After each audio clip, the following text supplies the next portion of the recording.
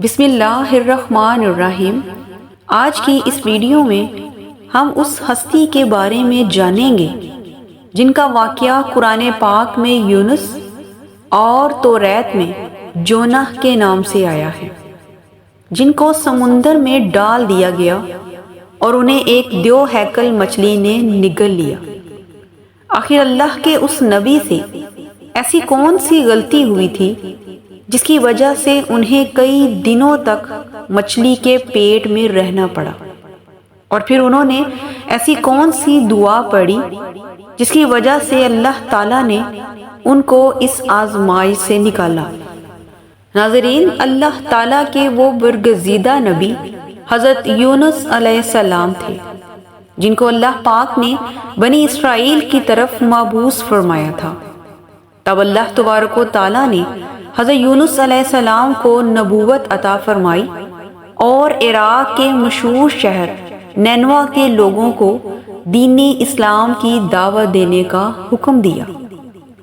چنانچہ اللہ پاک کے حکم کے مطابق حضرت یونس علیہ السلام نینوا کے لوگوں تک اللہ کا پیغام پہنچاتے رہے اور انہیں اللہ تعالیٰ کی وحدانیت کا یقین دلاتے رہے، لیکن نینوا کے لوگوں نے آپ کی کسی بات پر یقین نہ کیا اور وہ اسی طرح اپنے گناہوں میں مبتلا رہے اور مسلسل آپ کو جھٹلاتے رہے، یہاں تک کہ حضرت یونس علیہ السلام 40 سالوں تک اپنی قوم کو دین اسلام کی تبلیغ دیتے رہے، لیکن وہ قوم اپنے گناہوں سے باز نہ آئی اور اسی طرح اللہ تعالیٰ کی نافرمانیوں میں مصروف رہی۔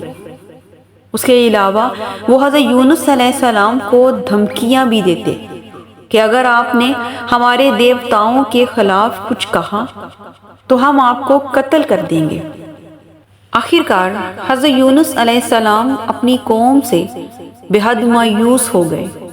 جب ان کی قوم کی سرکشی اور نافرمانی حد سے بڑھ گئی تو اللہ تعالیٰ نے حضرت یونس علیہ السلام کو حکم دیا کہ اپنی قوم کو اس بات سے آگاہ کر دو کہ 3 دن کے اندر ان پر عذاب آنے والا ہے۔ لہٰذا حضرت یونس علیہ السلام نے اہل نینوا کے سامنے اعلان کیا کہ اگر تم نے 3 دن تک بت پرستی اور شرک سے توبہ نہ کی تو تم سب پر اللہ کا عذاب نازل ہو جائے گا اور تم سب لوگ تباہ و برباد ہو جاؤ گے۔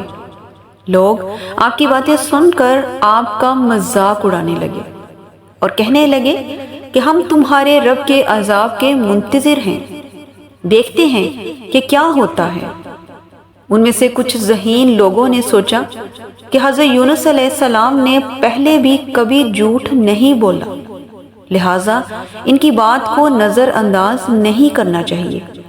ان لوگوں کی باتوں میں یہ بات بھی طے ہوئی کہ ہم دیکھیں گے کہ اگر رات کو یونس علیہ السلام اپنے گھر میں ہی رہتے ہیں تو پھر سمجھ لو کچھ نہیں ہوگا، اور اگر وہ یہ بستی چھوڑ کر کہیں اور چلے جاتے ہیں تو یقیناً ہم پر عذاب آئے گا۔ رات کو حضرت یونس علیہ السلام اس بستی سے نکل گئے۔ جب صبح ہوئی تو عذاب الہی کا ایک سیاہ دھواں بادل کی شکل میں بستی والوں کے سروں پر منڈلانے لگا، اور جب وہ دھواں ان کے قریب آتا گیا تو ان لوگوں کو یقین ہو گیا کہ اب وہ سب ہلاک ہونے والے ہیں۔ حقیقت میں حضرت یونس علیہ السلام اپنی قوم سے ناراض ہو کر بستی سے نکل آئے تھے، لیکن انہیں اللہ کی طرف سے کوئی حکم نہ ملا تھا۔ وہ اللہ تعالیٰ کی اجازت لیے بغیر اپنی بستی چھوڑ آئے تھے۔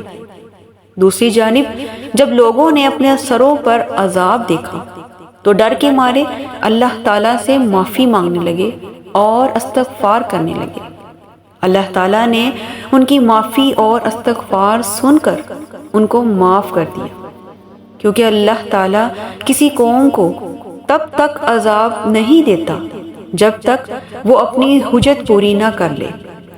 پس جب حضرت یونس علیہ السلام نے اپنی قوم میں مہلت کے آخری لمحے تک نصیحت کا سلسلہ جاری نہیں رکھا اور اللہ تعالیٰ کے مقرر کردہ وقت سے پہلے ہی وہ اپنی بستی چھوڑ گئے، تو اللہ تعالیٰ کے انصاف نے اس قوم کو عذاب دینا گوارا نہ کیا اور ان کو معاف کر دیا۔ ناظرین، جب حضرت یونس علیہ السلام دریائے فرات کے کنارے پہنچے تو ایک کشتی کو مسافروں سے بھرا ہوا دیکھا۔ چنانچہ آپ بھی اس کشتی میں سوار ہو گئے۔ سارا دن کشتی سمندر میں سفر کرتی رہی۔ اچانک دیکھتے ہی دیکھتے اونچی اونچی لہریں اٹھنے لگی اور ان خوفناک لہروں کی وجہ سے ان کی کشتی ڈگمگانے لگی اور کشتی کے ڈوبنے کا خطرہ بڑھ گیا۔ پھر اہل کشتی نے اپنے عقیدے کے مطابق کہا کہ ایسا معلوم ہوتا ہے کہ اپنے آقا کا کوئی بھاگا ہوا غلام اس کشتی میں سوار ہو گیا ہے، چنانچہ جب تک وہ غلام اس کشتی سے نہ نکلے گا یہ طوفان ختم نہیں ہوگا۔ ملاحوں کی باتیں سن کر حضرت یونس علیہ السلام نے سوچا کہ میں نے اللہ کی وحی کا انتظار کیے بغیر ہی بستی چھوڑ دی اور اللہ تعالیٰ کو میری یہ حرکت پسند نہ آئی جس کی وجہ سے یہ آثار نمودار ہوئے ہیں۔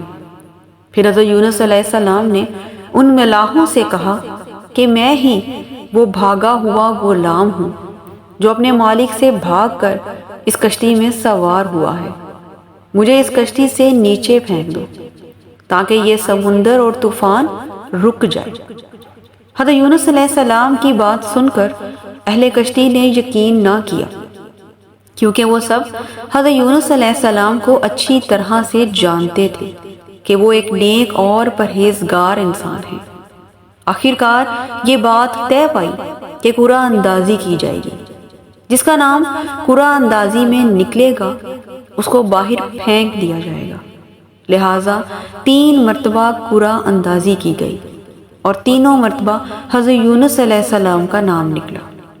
تب مجبور ہو کر انہوں نے حضرت یونس علیہ السلام کو دریا میں پھینک دیا۔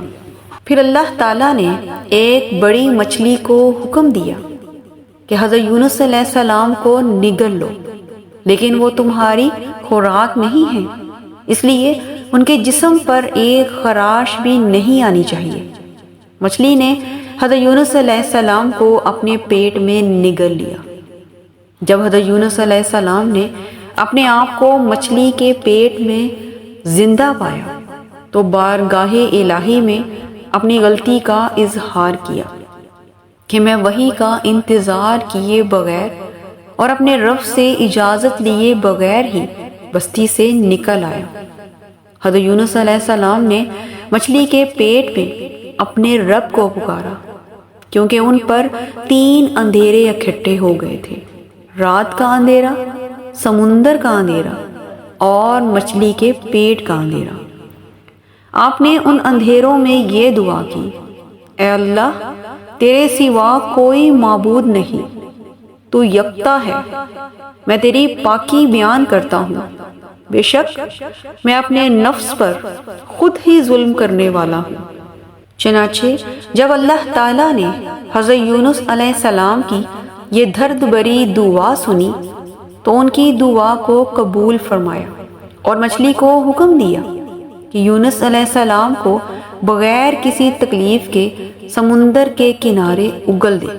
لہٰذا مچھلی نے ایسا ہی کیا۔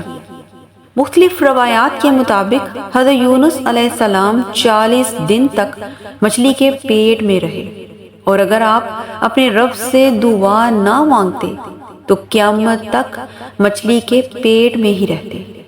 مچھلی کے پیٹ میں رہنے سے حضرت یونس علیہ السلام کا جسم ایسا ہو چکا تھا جیسے ایک پرندے کا پیدائشی بچہ۔ غرض یہ کہ حضرت یونس علیہ السلام بے حد کمزور اور لاغر ہو چکے تھے۔ پھر اللہ پاک نے سمندر کے کنارے پر ایک بیل دار درخت اگایا جس کی وجہ سے آپ پر سایہ ہو گیا۔ اس کے علاوہ اللہ نے ایک جنگلی بکری بھیجی جو زمین کی جڑی بوٹیاں کھاتی تھی اور صبح و شام آپ کو دودھ دیتی تھی، جس کی بدولت آپ صحت مند اور توانا ہو گئے۔ پھر حضرت یونس علیہ السلام اس درخت کے سائے میں جھونپڑی بنا کر رہنے لگے۔ دوسری جانب حضرت یونس علیہ السلام کی قوم ان کو ڈھونڈتی ہوئی اس ساحل پر پہنچ گئی اور انہوں نے آپ کو دیکھ لیا۔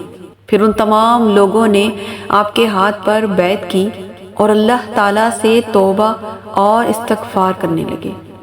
پھر حضرت یونس علیہ السلام اپنی قوم کے ساتھ واپس نینوا چلے گئے اور اپنی قوم کی رہنمائی کرنے لگے۔ ناظرین، حضرت یونس علیہ السلام کے اس قصے سے ہمیں یہ سبق ملتا ہے کہ کسی بھی حال میں اللہ کی رحمت سے مایوس نہیں ہونا چاہیے اور صرف اپنے رب سے ہی مدد مانگنی چاہیے۔ اسی امید کے ساتھ اجازت دیں کہ آپ کو ہماری آج کی ویڈیو پسند آئی ہوگی۔ ویڈیو پسند آئے تو صدقہ جاریہ سمجھ کر شیئر ضرور کیا کریں۔ انشاءاللہ دوبارہ ملیں گے ایک نئی اسلامی معلوماتی اور تاریخی ویڈیو کے ساتھ۔ شکریہ۔